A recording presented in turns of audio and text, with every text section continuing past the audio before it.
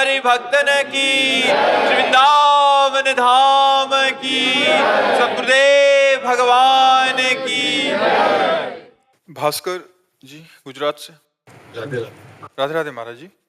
महाराज जी, मन की शांति क्या है और वो कैसे मिल सकती है?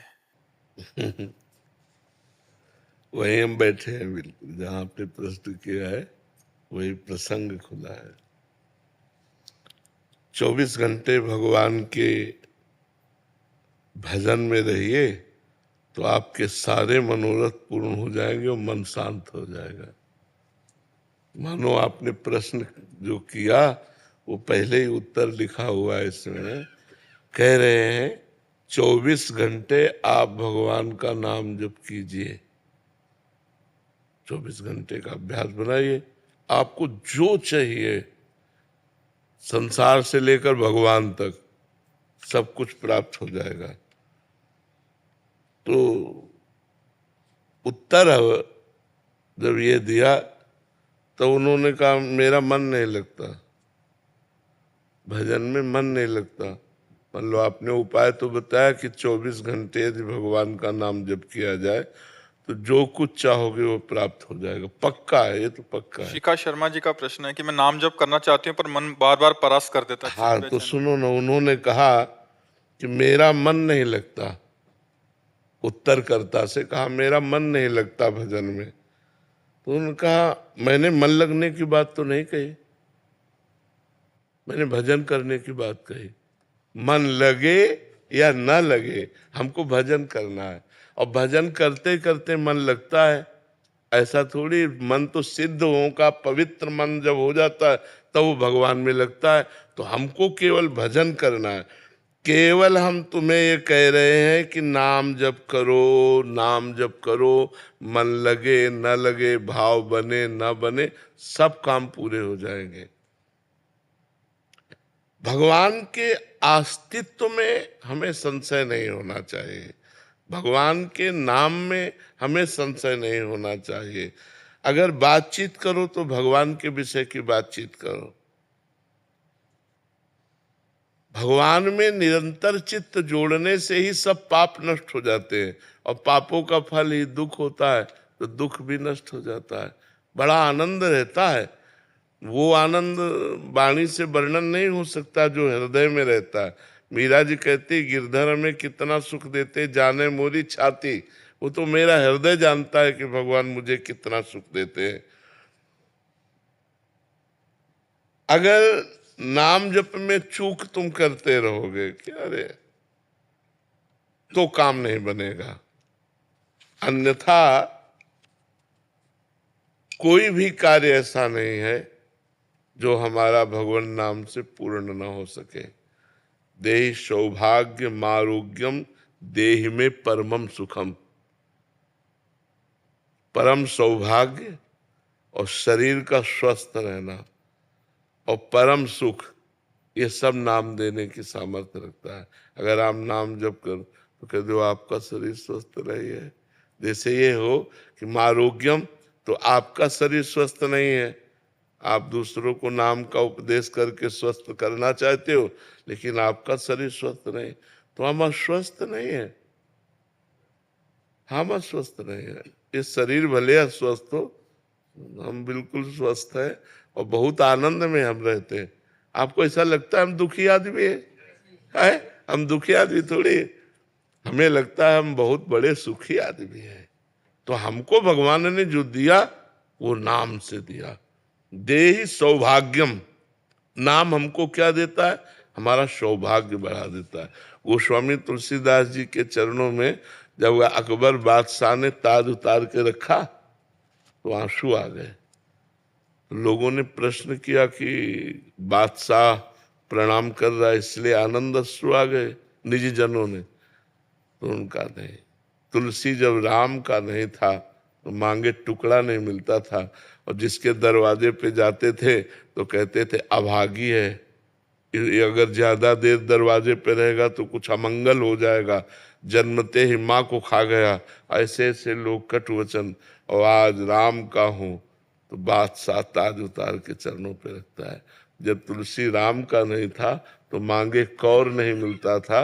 आज तुलसी राम का है तो बादशाह भी ताज उतार कर रखता है। इस बात पर कि मैं भगवान का हूं, इस देह में सौभाग्यम, नाम भगवान जो जप करते हैं उनका सौभाग्य उदय हो जाता है। देखो, कोई कितना भी बड़ा पदाधिकारी हो, उसको कोई साष्टांग दंडवत नहीं करेगा, नहीं करे, बहुत हाथ जोड़ के बस, इससे ज्यादा हमें लगता है सम्मान नहीं होता किसी का भी। लेकिन संतों का सम्मान कैसे होता है? साष्टांग लौट के, पंचांग करके, पंचांग या साष्टांग लौट के होता है ना, इससे बड़ा क्या हो सकता है? किस बात के लिए सौभाग्य उदय हुआ? भगवान से जुड़ने के कारण। एकमात्र भगवान का नाम, भगवान का आश्रय, उसी भगवान के नाम आश्रय से, देखो इसमें लिखा है नाम जब करोगे तो देहि सौभाग्यम, सौभाग्य प्राप्त हो जाएगा आपको। जो आप दुर्भाग्य में भटक रहे हो, ये दुर्भाग्य हट जाएगा और सौभाग्य प्राप्त हो जाए। और देहि सौभाग्य मारोग्यम, आरोग्यम, भगवान के नाम के जपने से जो रस निकलता है ना, नाम का, नामामृत का रस, जैसे हम राधा राधा राधा, तो जो रस निकला ना, और जब हम उसको गटकते हैं ना, तो हमारी अकाल मृत्यु का नाश कर देता है। हमारे जो पापाचरण के द्वारा भारी से भारी रोग आकर हमको पीड़ित करने वाले, उनका प्रभाव नष्ट कर देता है। शरीर में रोग है लेकिन मैं रोग रहित हूं। ये नाम का प्रभाव आपको बता रहे हैं, ये नाम का बल बता रहे हैं। और कह रहे देह में परमम सुखम, परम सुख क्या है? ये सब पार्थिव सुख है। परम सुख है प्रियालाल की रूप माधुरी की झलक आ रही, उनके प्रेम में आंसू बह रहे हैं, उनके लिए हृदय तड़प रहा है, ये परम सुख है। परम सुख ये थोड़ी है कि रुपया और पैसा, भोग सामग्री, खान पान, पद प्रतिष्ठा, ये परम सुख थोड़ी है। परम सुख है भगवान। परम कौन है? भगवान। भगवान के चरणों का प्रेम। और जो सुत वित्त लोक ईसना तीनी, ये जो पुत्र ईष्णा, वित्त ईष्णा और लोक ईष्णा, जिसको सीधे भाषा में कहा जाता है कंचन, कामिनी, कीर्ति, इन तीनों पर विजय प्राप्त करा देता है नाम। तीनों पर नाम विजय प्राप्त करा। ना कभी आपके अंदर कामिनी की इच्छा होगी, न कंचन की इच्छा होगी, और न सम्मान की इच्छा होगी। आपको इतना महान नाम बना देगा। न धनम न जनम सुंदरीम कविताम व जगदीश कामये। नाम जापक के हृदय में कैसा?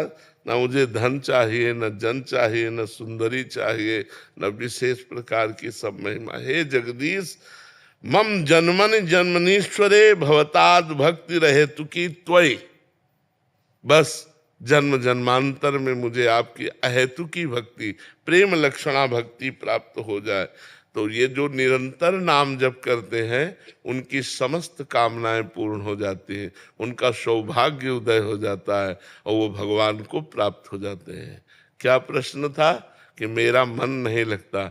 लगे या ना लगे, आपको केवल भगवान नाम जप करना है। मन लगे ना लगे आप इसकी चिंता ना करो। जैसे अग्नि छुआ दी जाए तो चाहे भूल से छू जाए, चाहे जानकारी से छू जाए, चाहे श्रद्धा से छू जाए, उसमें दाहिका शक्ति है, वो जला देगी।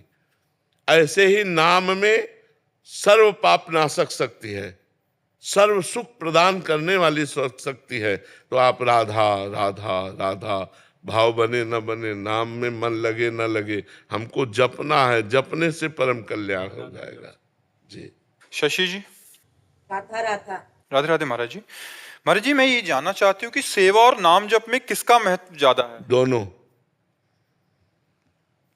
पंछी दो पंखों से उड़ता है, दो पंखों में महत्व किसका है? दोनों का महत्व है। अगर एक भी पंख टूट जाए तो उड़ नहीं सकता।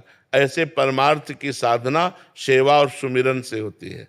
सेवा सुमिरन, भजन जो नाम जप है वो सुमिरन में आता है, और जो सेवा है वो जैसे गुरु सेवा, माता पिता की सेवा, परिवार की सेवा, प्रिया प्रीतम की सेवा, ये सब सेवाओं की, गौ सेवा, ये सब भगवत सेवा के अंतर्गत आता है।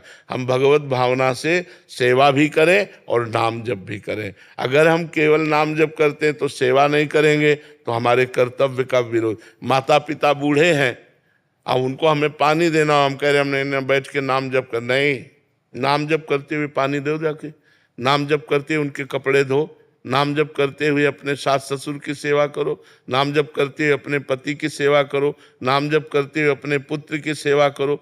तो सेवा और सुमिरन दोनों जरूरी है, दोनों का बहुत बड़ा महत्व है।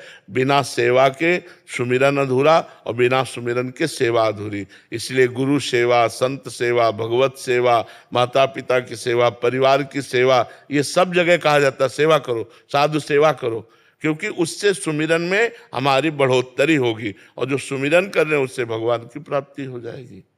अमिता जी, राधे राधे महाराज जी। महाराज जी, आप कहते हैं कि आपके यहाँ कोई चमत्कार नहीं है, पर जब हार के कोई आपके पास आता है तो आप उसे कहते हैं जाओ प्रयास करो, तुम्हें आध्यात्मिक बल का अनुभव होगा।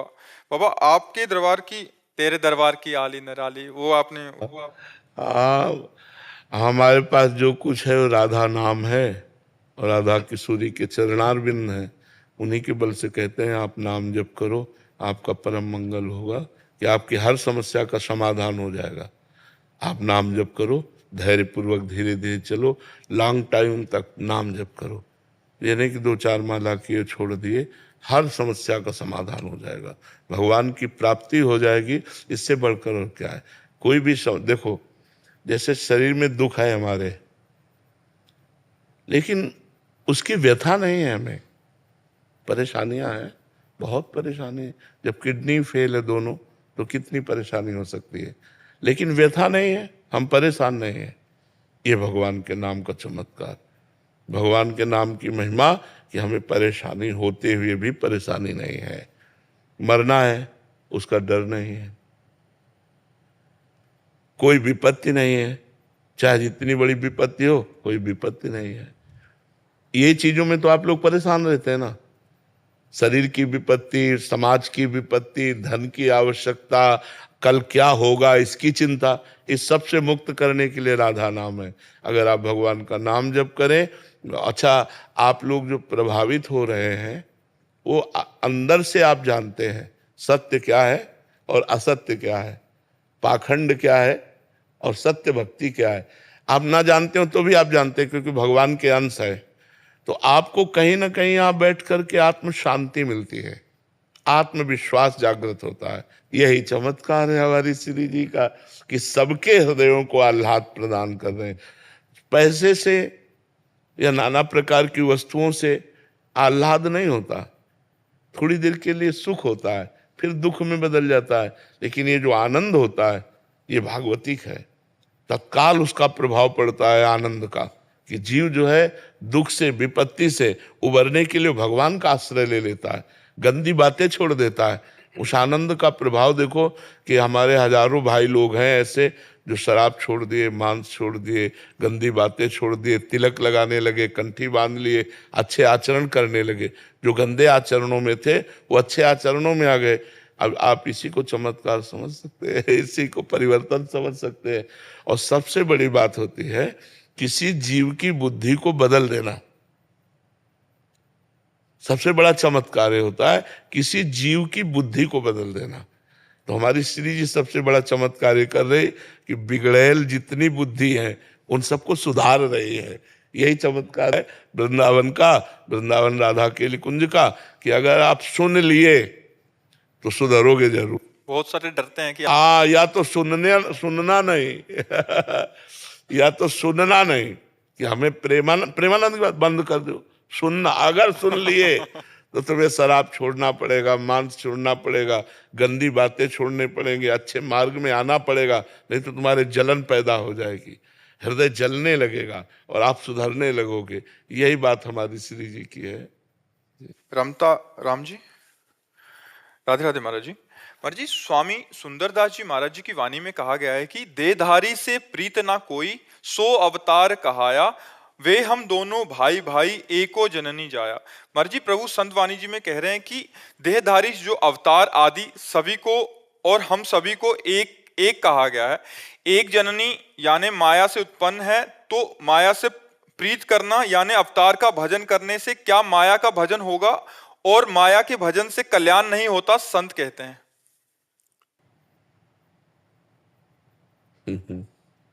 महापुरुषों की वाणी का रहस्य समझना शब्दों से नहीं होता। एक होता है शब्दार्थ, एक होता है वाच्यार्थ, एक होता है रहस्यार्थ। क्या भगवान का शरीर पांच भौतिक है? गोस्वामी तुलसीदास जी कहते हैं, चिदानंदमय देह तुम्हारी और विगत विकार जान अधिकारी। चिदानंदमय देह भगवान की होती है। भगवान का शरीर पांच भौतिक थोड़ी होता है। भगवान के शरीर में रक्त मांस हड्डी त्वचा ये थोड़ी होती है। भगवान अपने नाखून से सुन सकते हैं, भगवान अपने चरण से देख सकते हैं। जो सर्वांग सर्व रूपों में वही सच्चिदानंद वपु धारण करके प्रकट हुए भगवान, जो स्वयं अपनी माया को अधीन करके अवतार लेते हैं। और हम सबका जन्म प्रकृति के अधीन होकर हुआ है, और भगवान माया को अधीन करके प्रकट होते हैं। और सच्चिदानंद रूप आए विश्वोत्पत्त्यादि हेतवे तापत्रय विनाशाय श्री कृष्णाय वयम नमः। हम लोग रूपासक्त हैं। श्री वृंदावन बिहारिणी और बिहारी जी के रूपासक्त हैं, उनके चरण आसक्त हैं, उनके उपासक हैं। अगर हम माया की उपासना करते हैं तो फिर जगत का मंगल क्यों हो रहा है? विचार करो आप। भगवान कहते हैं, दैवी हेषा गुणमयी मम माया दुरत्या मामेवे प्रपद्यन्ते माया में ताम तरन्ति ते। ये सब भगवान के ही अवतार हैं समझो, पर ये मायाकृत है। इनसे प्रेम नहीं करना, इनसे प्रेम नहीं करना। जो मायातीत है, जो गुणातीत है, जो कालातीत है, उससे प्रेम करना है। भगवान कालातीत है, भगवान गुणातीत है, भगवान मायातीत है। भगवान अपनी प्रकृति को अधिष्ठित, प्रकृति को अधीन करके अपनी योग माया से प्रकट होते हैं। योग माया मतलब सच्चिदानंदमयी, प्रकृति माया त्रिगुणमयी, सतोगुण रजोगुण तमोगुण। तो जो सतोगुण रजोगुण तमोगुण से देह बने हुए हैं, इनसे ममता न करो। अगर भगवान से ममता हो गई तो सिद्धों का सिद्ध हो जाता है। वो तो जितने भी बड़े बड़े संत हुए, नरसिंह मेहता जी, मीरा जी, प्रहलाद जी, नारद जी, बड़े बड़े महापुरुष। देखो सनकादि भगवान के ब्रह्म स्वरूप में स्थित रहने वाले महापुरुष है, लेकिन जब वैकुंठ दर्शन करने जाते हैं और जय विजय ने बेत लगा दिया, तो इतना विरह भगवान के दर्शन की व्याकुलता थी, उनको असहनीय हो गया और उन्होंने शाप दे दिया। तुम भगवान के दरबार के भक्त होते हुए, पार्षद होते हुए, और दिगंबर रहते हैं सनक सनंदन सनातन सनत कुमार, क्या देखा जो तुमने बेत लगा दिया? तुम्हारा ये असुर भाव है, जाओ मैं तुम्हें शाप देता हूं, 3 जन्म तक तुम असुर भाव को प्राप्त हो। इतनी व्याकुलता। और जब भगवान आए वैकुंठनाथ, तो उनके दर्शन से, उनकी तुलसी की गंध जो चढ़ी हुई चरणों से, वो ब्रह्मानंद में छके हुए महापुरुष विकल हो रहे थे। जनक जी परम ज्ञानी महापुरुष हैं। जब वो भगवान श्री राम के रूप को देखते हैं तो विश्वामित्र महामुनि ज्ञानी, विश्वामित्र जी महामुनि और परम ज्ञानी हैं। तो परम ज्ञानी जनक जी उनसे पूछते हैं, इन्हीं बिलोकत अति अनुरागा बरबस ब्रह्म सुखई मन त्यागा। क्या जनक जी जैसे ज्ञानी किसी देह पर आसक्त हो सकते हैं? लेकिन राम रूप को देखते हुए क्या बोले? इन्हीं बिलोकत अति अनुरागा बरबस ब्रह्म सुखई मन त्यागा। जबरदस्ती हमारा मन इनके रूप में आसक्त हो रहा है ब्रह्म सुख का त्याग करके, जबकि सहज विराग रूप मन मोरा। मेरा मन वैराग्य धारण नहीं करना पड़ता, सहज विरागी है। शब्द स्पर्श रूप रसगंध, इससे सहज विरागी है। लेकिन इनका रूप तो बरबस ब्रह्म सुख ही मन त्यागा। मेरे मन ने ब्रह्म सुख का त्याग करके राम रूप में आसक्ति कर ली, ये क्या है? तब विश्वामित्र जिनका जो आप अनुभव कर रहे हो वो ठीक अनुभव कर रहे हो। वो वही ब्रह्म मूर्तिमान सच्चिदानंद बपू होकर के आया। भगवान राम ने देखा विश्वामित्र जी की तरफ, तुरंत बदल गए और कहा, ये दशरथ के पुत्र राम और लक्ष्मण है, हमारे यज्ञ की रक्षा के लिए आए थे। तो आप जैसे महापुरुषों की बात को न समझकर भगवान की वपू को अगर पांचभौतिक मायाकृत समझेंगे तो बहुत बड़ी हानि हो जाएगी। श्री सुखदेव जी परमहंस हैं, गर्भ से ही महात्यागी है, ऐसा कोई त्यागी नहीं हुआ। गर्भ से ही महात्यागी है, जन्म की तो बात जाने दो, गर्भ से ही महात्यागी है। जन्म लेकर के जब चले तो श्री कृष्ण द्वैपायन भगवान व्यास देव जी ने पुकारा, यम प्रव्रजेंत मनु पेत कृत्यम द्वैपायनो विरह कातर आजुहावो पुत्रेति तन्मय तया तरवो भिने दुस तम सर्वभूत हृदय मुनिमानुतोष्मि। हा पुत्र हा पुत्र। सुखदेव जी ने मुड़कर पीछे नहीं देखा, अपने माँ को नहीं देखा, अपने पिता को नहीं देखा, और समस्त वृक्षों में संकल्प किया तो हर वृक्ष से निकलने लगा, सुकोहम सुकोहम सुकोहम, मैं सुखदेव हूं, मैं सुखदेव हूं। समझ गए कि इनकी ब्रह्म में स्थिति है, सार्वभौम ब्रह्म में स्थिति। मन से नमस्कार किया कि ऐसा पुत्र।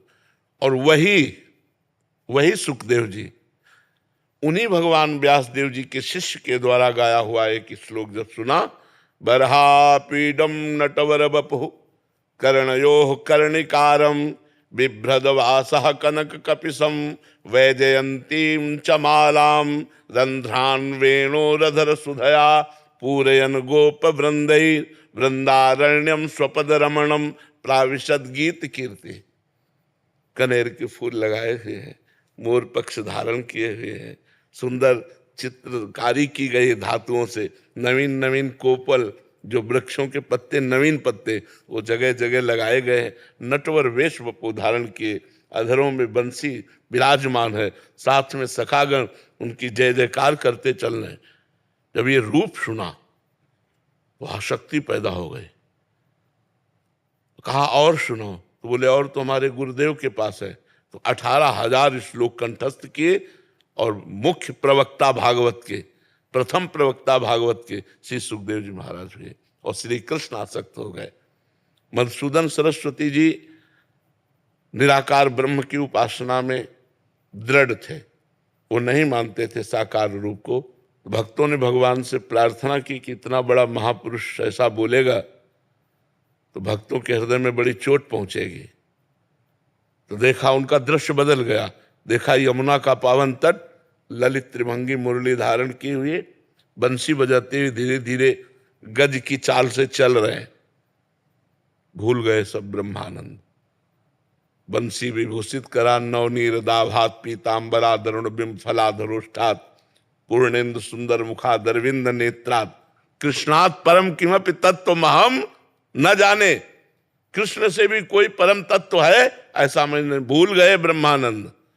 बड़े बड़े ब्रह्मानंदों के ब्रह्मानंदी का ज्ञान भुलवा करके और अपने में आसक्त कर दे, वो रूप है। क्या वो रूप पांचभौतिक हो सकता है? जिन महर्षियों ने, जिन ब्रह्म ऋषियों ने, जिन भक्तों ने सब रूप रस का त्याग करके संसार के शब्द स्पर्श रूप रस गंध का त्याग कर दिया, वो श्री कृष्ण रूप में अनुरागे, वो राम रूप में अनुरागे, तो क्या ये पांचभौतिक स्वरूप है? ये चिदानंदमय स्वरूप है, सच्चिदानंद रूप है। ये बात समझना होगा। तो ये जगत क्या है? ये भगवान का मायाकृत रूप है। इन देहों में आसक्ति नहीं करना, लेकिन भगवान में परमाशक्ति करना है। अब यही तुम्हें और बता दें बिल्कुल सरल भाषा में। गुरु का शरीर मायाकृत है, मानते हो? गुरु पांच भौतिक शरीर धारण किए हुए मायाकृत है, लेकिन संसार की आसक्ति शरीरों की त्याग कर गुरु के शरीर में आसक्त कर ले, गुरु में आसक्त हो जाए, और जो गुरु में आसक्त हो गया वो परब्रह्म में प्रतिष्ठित हो जाएगा। तो विचार करो, जब पांच भौतिक देहधारी गुरु में आसक्ति कर लेने पर वो ब्रह्म में स्थित हो जाता है। गुरु आसक्त चित्त ही महान पुरुष हुए हैं। जितने हुए हैं महान पुरुष वो सब गुरु आसक्त चित्त हुए हैं। कोई भी महापुरुष हो उनको देखो अपने गुरु में कितने आसक्त है। ऐसे आसक्त महापुरुष जो समस्त देहों का राग त्याग दिए, अगर देहासक्ति ना करते गुरु से प्यार ना करते माँ की तरह, तो वो स्थिति प्राप्त ना होती। तो गुरु तो पांच भौतिक देहधारी होता है और भगवान तो चिदानंद में देह वाले होते हैं। अब विचार करो, पांच भौतिक देह में ये अग्नि तत्व तो इसमें मिला हुआ है। अगर मुंह में कोयला रख दिया जाए तो जल जाएगा ना। और भगवान श्री कृष्ण 5 वर्ष की अवस्था है और ग्वाल बाल पूरे जंगल में आग लग गई और सब बीच में फंस गए मैं गौओं सहित। कहा कन्हैया हम सब मर जाएंगे, इतनी ये जो जंगल की आग है ये हमें सब भस्म कर देगी। भगवान मुंह बगारा और पूरी आग को पी गए। दूसरी बार मुंजा टबी में आग लगी, सबसे कहा आंख बंद कर लो और सबको भांडीरवट भेज दिया उनको उठाकर, और आप पूरी आग को पी गए। आप विचार करो, एक बूंद जहर काफी है कालिया का लोगों को मारने के लिए। पूरा जहर का दह है और उसमें काली नाग रहता था 101 फण वाला। भगवान कूद करके उस दह में और उसको मान मर्दन करके और आदेश किया रमणक द्वीप जाइए। और अगर भगवान का पंच भौतिक देह होता वही भस्म हो जाता। सोचिए 7 वर्ष के गिरधारी हैं और 21 किलोमीटर के गिरिराज जी है। ऐसे 7 दिन 7 रात, क्या पांच भौतिक शरीर में ऐसी सामर्थ्य है? विचार करके देखिए। तो महापुरुषों के कथन को हमको समझना होगा। इन देहों से राग मिटाने के लिए कह रहे हैं, ना कि भगवान से। जब भगवान में प्रेम हो जाता है तो सुंदरदास जी ने लिखा है, न लाज तीन लोकन की, न वेद को कहो करे, न शंख भूत प्रेत की, न देव जच्छते डरे, सुने न कान और की, दृश्य न और इच्छना। सुंदरदास जी कहते यही है भक्ति प्रेम लक्षणा। जो प्रेम किससे? भगवान से ना। ये बात सर आप और पढ़ करके देखिए कितनी वाणी में भगवान के कितने सुंदर प्रेम का वर्णन किया है, कितने सुंदर प्रेम। तो महापुरुषों ने निराकार और साकार दोनों का वर्णन किया है। तो भगवान की देह से वैराग्य की बात कहीं नहीं कही गई। आप कहीं हमें लिखित दिखाना कि भगवान की देह से जितने बड़े बड़े परमहंस हुए वो सब भगवान में आसक्त चित्त थे। देखो सनकादि निरंतर हरिशरणम हरिशरणम रटते रहते हैं। भगवान शंकर भगवान का चरणोदक माथे पर धारण किए हुए गंगा जी और हर समय हरि कथा कहते रहते हैं। इसलिए कभी ऐसी भ्रम में न पड़ जाना क्योंकि इतना प्रभु के इतने प्यारे लगते हैं तो क्या हो। नहीं बच्चा, ऐसे भ्रम में मत पड़ जाना, ऐसे भ्रम में मत पड़। शास्त्रों को इसीलिए कहा गया गुरुजनों से सुना जाए, महापुरुषों से सुना जाए। नहीं तो जैसे राजा अपने खजाने को भूल भुलैया के मार्ग बनाकर तब उसमें रखते थे कि अगर कोई जाए ना तो भटकता ही रहे, खजाने तक ना पहुंच पावे। और कोई वहां का निजी जो राजा का होता था वो उस भूल भुलैया को क्रॉस करके उस खजाने तक पहुंच, क्योंकि उसे पता है, उसे नक्शा पूरा पता है कि ये भूल भुलैया वाला है और ये सीधे मार्ग है। तो प्रथम सुने भागवत भक्त मुख भगवत बानी। किसी महापुरुष से शास्त्रों का स्वाध्याय करना चाहिए जिससे उसके रहस्य समझ में आ जाए, नहीं हम भ्रम में पड़ जाएंगे। और जैसे अब ये भ्रम पड़ जाए तो बहुत बड़ी हानि हो जाएगी, पूरा जीवन व्यर्थ चला जाएगा। भगवान पर दोष दर्शन हो गया तो बचा क्या? भगवान के श्री विग्रह में दोष दर्शन हो गया तो बचा क्या? ये बात बहुत समझना है। नहीं गजेरा किशन जी, राधे राधे महाराज जी।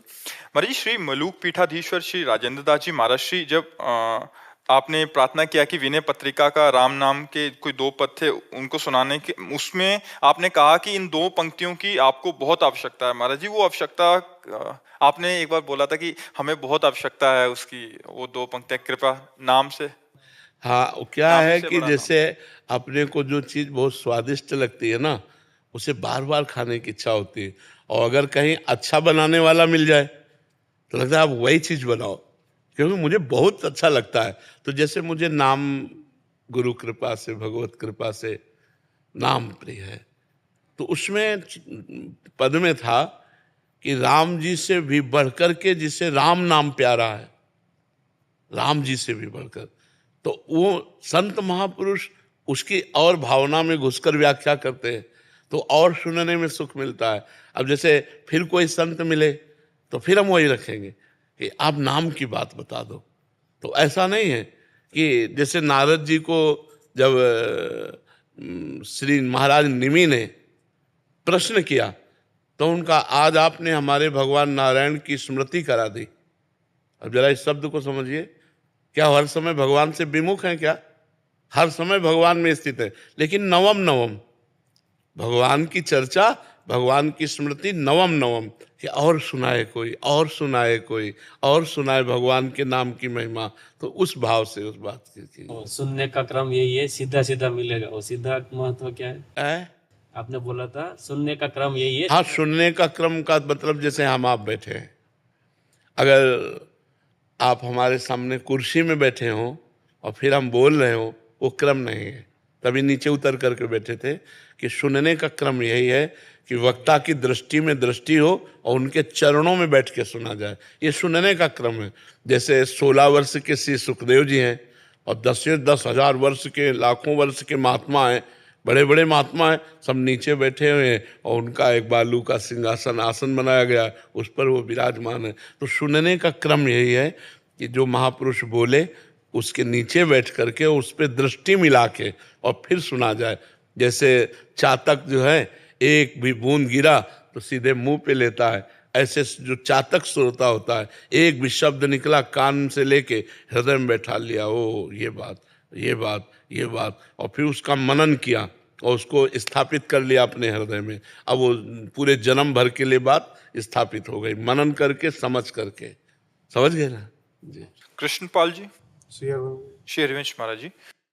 महाराज जी, अभी आपकी जो पूज्य राजेंद्र जाट जी महाराज जी के साथ चर्चा हुई थी, जिसमें पूज्य महाराज जी ने बोला था कि गुरु प्रदत्त जो नियम है उसको वो कर लीजिए, मंत्र जैसे 11 माला दिया है, उसके अलावा नाम जप कर सकते हैं।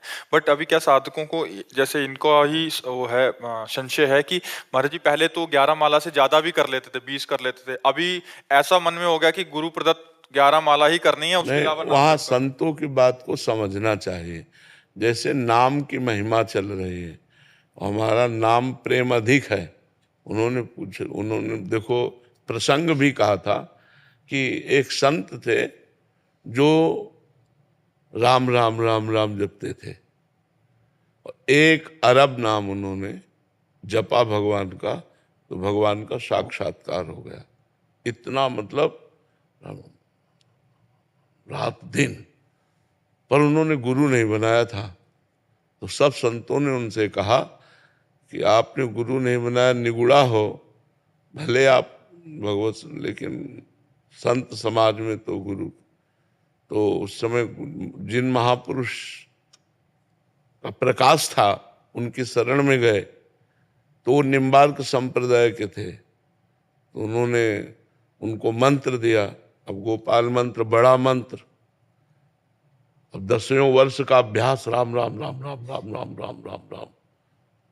तो रो पड़े चरण पकड़ करके, महाराज जी अब हमारा अभ्यास तो राम राम का है और गुरु मंत्र आप इतना बड़ा दिए हो, अब वो कैसे चल पाएगा, क्योंकि हम राम राम छोड़ना भी चाहे तो नहीं छोड़ सकते, वो हमारे बस गया। तो उन्होंने कहा कि आप थोड़ा गुरु मंत्र जप लिया और फिर राम नाम। तो वो बात किस बात पर कही गई उसको समझना चाहिए कि उनकी राम नाम में प्रबल आसक्ति थी, तो कहा कि थोड़ा गुरु मंत्र जप लो। तो जैसे जो साधक है, अब उसका राधा नाम में बहुत प्रेम हो गया, अब कहा जाता है गुरु मंत्र भी जपो, तो फिर बोले गुरु ने जो कहा है उतना तो नियम पूरा कर लो, हर समय फिर आधार आधार रखते रहो। और अगर आपका हर समय गुरु मंत्र चल रहा है तो उसे रोकने की जरूरत नहीं है। आप 50 माला गुरु मंत्र करते हो तो उसे कम करने की जरूरत नहीं। वहाँ बात को समझना, संतों की बात को समझना चाहिए। तो वहाँ वो बात कही गई कि अगर बिल्कुल आपके नाम में रति दृढ़ हो रही है तो आप अपने गुरु ने जो नियम दिया है उन नियम को तो पूरा ही कर लो। मान लो गुरु ने कहा 11 माला 21 माला, तो वो माला हम करेंगे, फिर हर समय नाम जप करेंगे। जी कभी कभी साधक जैसे गुरुजन मंत्र की महिमा गाते थे कि मंत्र बिना मंत्र के निकुंज का वो नहीं मिलेगा, पास नहीं मिलेगा, तो फिर मंत्र में रुचि हो जाती है। मतलब ऐसा लगता है यार नाम छोड़ के मंत्र को ज्यादा करना देखो चाहिए, कभी नाम में देखो रुचि हो जाती है। साधक की एक कोटि होती है। जब आप अच्छी साधना में पहुंचोगे तो आप गुरुमंत्र में ही टिक जाओगे। अधिक समय गुरुमंत्र में ही आपकी स्थिति रहेगी, क्योंकि गुरुमंत्र ही स्वरूप संबंध प्रकाशित करता है। नाम जप की कृपा से गुरुमंत्र मिलता है, और गुरुमंत्र की कृपा से स्वरूप संबंध सेवा संबंध जो हमारा प्रिय दास्य भाव, वात्सल्य भाव, सख्य भाव, गोपी भाव, सहचरी भाव संबंध जो है वो मंत्र से प्रकट होता है। अभी ये बात सुन लेंगे तो कोई कुछ साधक हैं वो 1-1 लाख नाम जप करते हैं, अभी वो हमारे पास फिर आते हैं बाबा अभी महाराज जी ने बोल दिया, अभी दिमाग में वही घूम रहा है। हाँ, तो बात समझना पड़ेगा ना।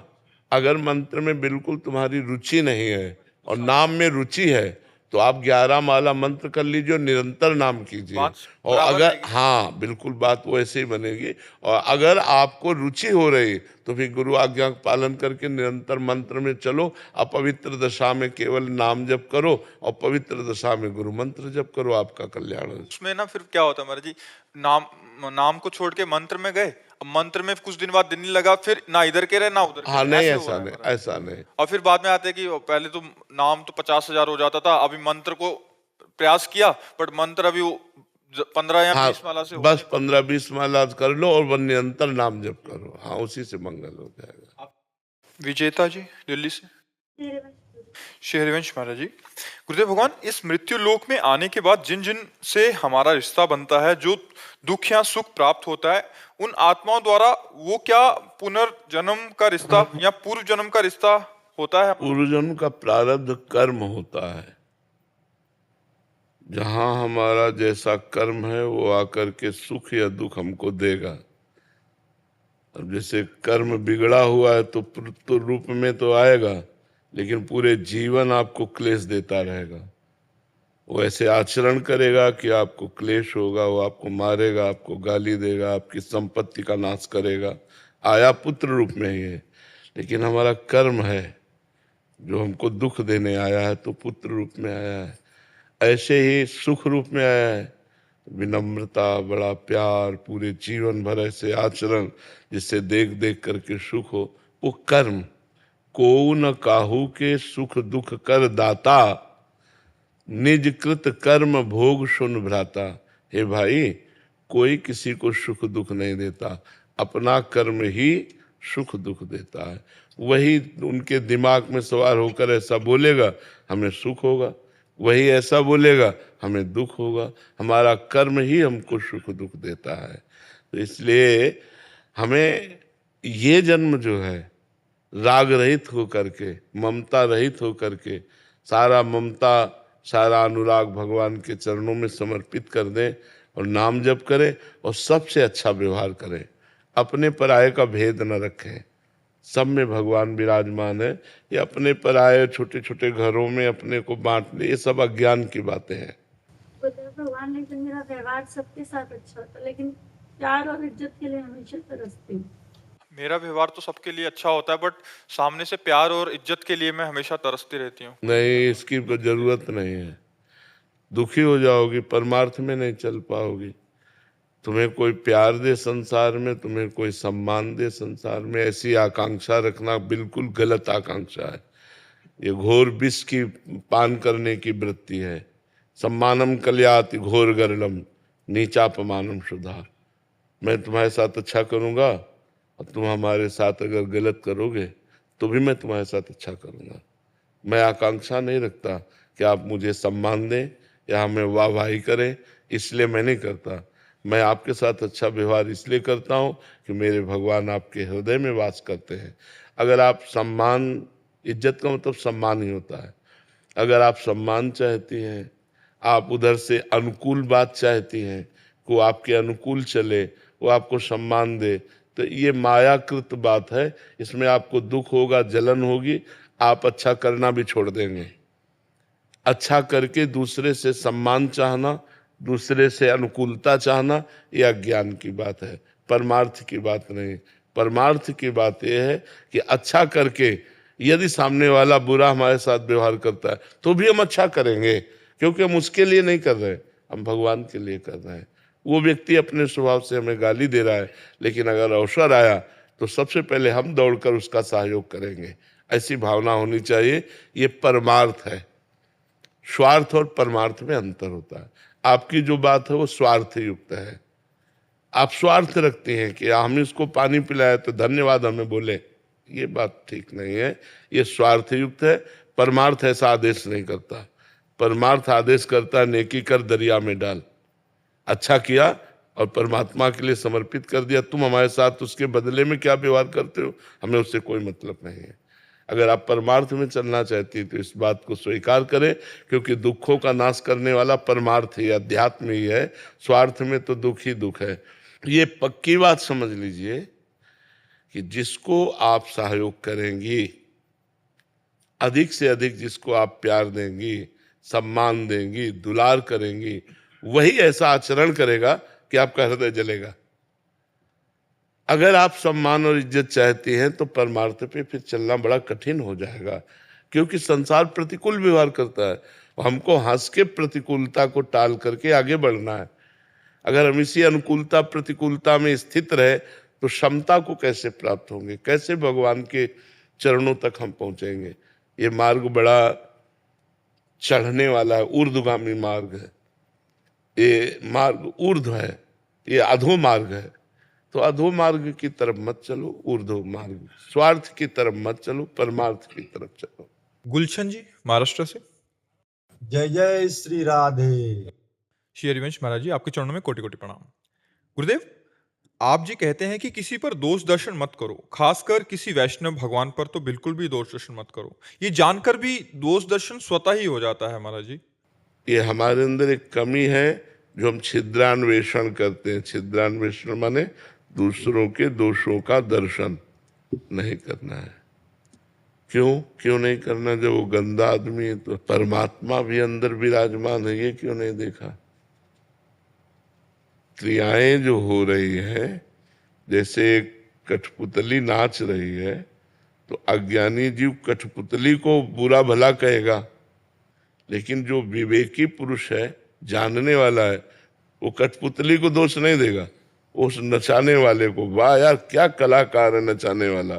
तो हमारे भगवान 3 प्रकार का नाच नचा रहे हैं पूरे जगत में, सतोगुणी, रजोगुणी और तमोगुणी। तो सतोगुण निर्दोष है, रजोगुण और तमोगुण में दोष है। तो कोई रजोगुणी है, कोई तमोगुणी है, कोई कामासक्त है, क्रोधासक्त, लोभासक्त, मोहासक्त, ऐसी लीलाएं कर रहा है, इन्हीं में तो दोष है। और कोई भगवद आसक्त है, भजन कर रहा है। तो मेरे भगवान की सब लीला हो रही है, जैसे ये गलत कर रहे हैं तो हम इनकी गलती ना देखकर इनमें भगवान विराजमान ये देखे ना। सिय राम में सब जग जानी, करो प्रणाम जोर जुग पानी। इनमें गलती जो दिखाई दे रही वो हमारे अंदर है। अगर हमारे अंदर गलती ना हो तो इनमें गलती दिखाई नहीं देगी। जैसे हमसे पूछो कि कोई गलत है तो हमें लगता है कोई गलत नहीं। भाई वो बेचारा विवश है भगवान की माया से, उसमें क्या है? भगवान चाहे तो 1 मिनट में उसे महात्मा बना दे, और वही छूट दिए इसलिए माया रौंद रही है। विचार करो, विवेक करो, क्या आप में दोष नहीं है?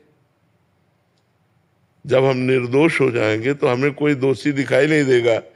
और बुरा जो देखकर मैं चला, बुरा न मिलिया कोई, जो दिल खोजूं आपनो, तो हमसे बुरा ना हो। हमारे अंदर बहुत बुराइयां हैं।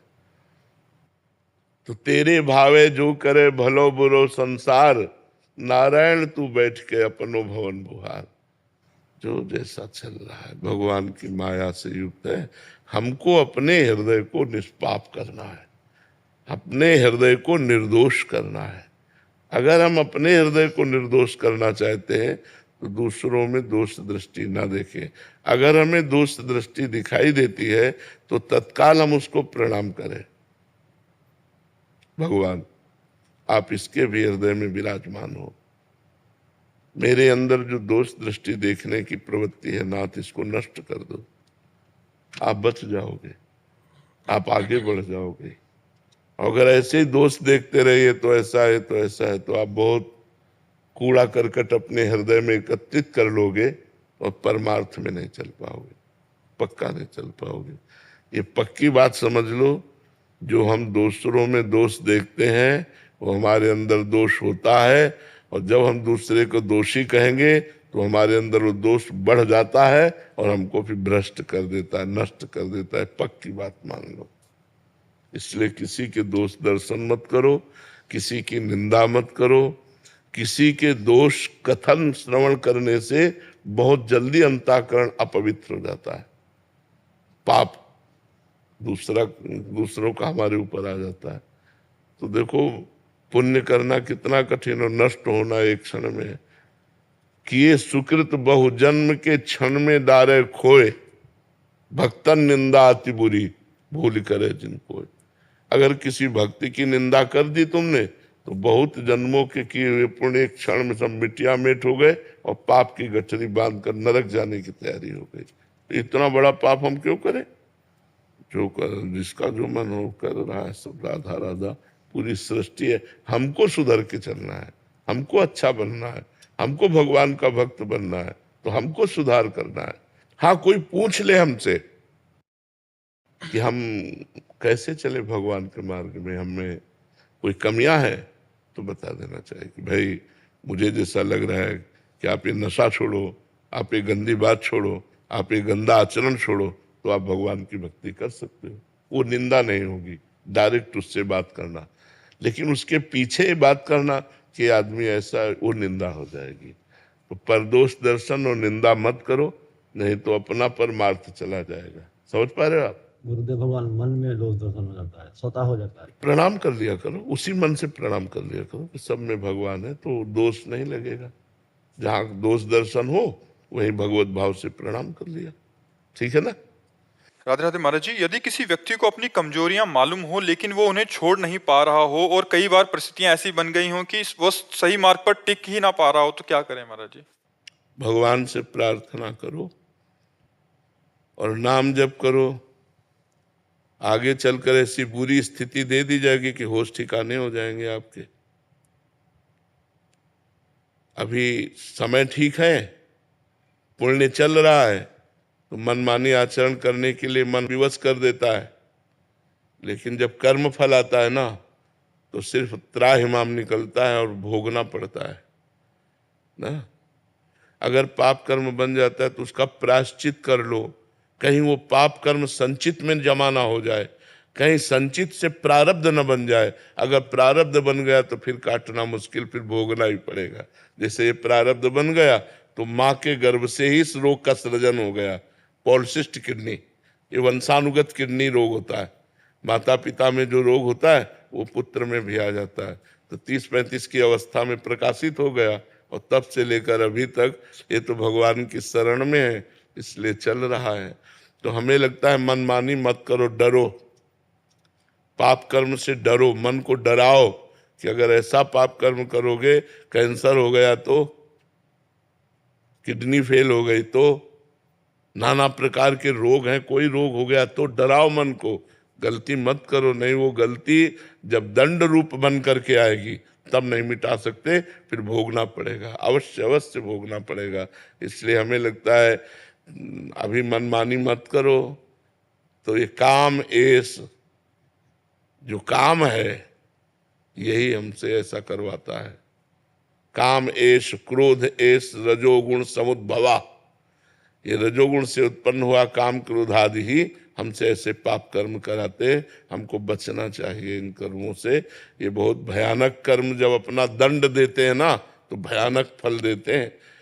मतलब 100 रुपया जैसे ब्याज का ले लो ना, और जमींदार लोग नहीं, ब्याज के ऊपर ब्याज, ब्याज के ऊपर ब्याज, और जब जमा करने जाओ तो पता चला 10,000 रुपया, और अगर फिर चूक गए तो 20,000 रुपया, फिर तुम्हारी खेती ले लेंगे। ऐसे ही कर्म है, छोटा सा कर्म पाप कर्म, वो ब्याज पर ब्याज, ब्याज पर वो भयानक रूप बन करके जब बम की तरह गिरता है तो धज्जियां उड़ जाती हैं, शरीर की धज्जियां। एक्सीडेंट हुआ ये सब, या कार में आग लग गई, बैठे बैठे जल गए, क्या क्या दंड है आप देखो ना, संसार में क्या क्या दंड है। इसलिए हमें डरना चाहिए कि हमसे पाप कर्म न बने। भगवान का भजन करो, अपने मन को रोको, डराओ अपने मन को कि कोई पाप कर्म न बने। महाराज जी, अगर जाने अनजाने में हो गया हो तो प्रायश्चित कर लेना चाहिए उसका। जैसे भगवान का नाम जप है, श्रीमद् भागवत महापुराण का सप्ताहपारायण है, किसी तीर्थ में जाकर कोई मंत्रानुष्ठान है, और उस पाप के नष्ट करने के लिए मन में चिंतन करे, संकल्प करे कि वो जो हमसे पाप हो गया वो नष्ट हो जाएगा। इसी अभी नष्ट करने में वो, जैसे एक बबूल का पेड़ है, इतना बड़ा उठा तो आप ऐसे मसल सकते हो, लेकिन जब बड़ा पेड़ हो गया तो इतने इतने बड़े कांटे, फिर वो कुलाल से भी काटने में होश खराब हो जाते हैं। ऐसे पाप कर्म है ना, अभी उठा तो आप मंत्र जप, नाम जप, अनुष्ठान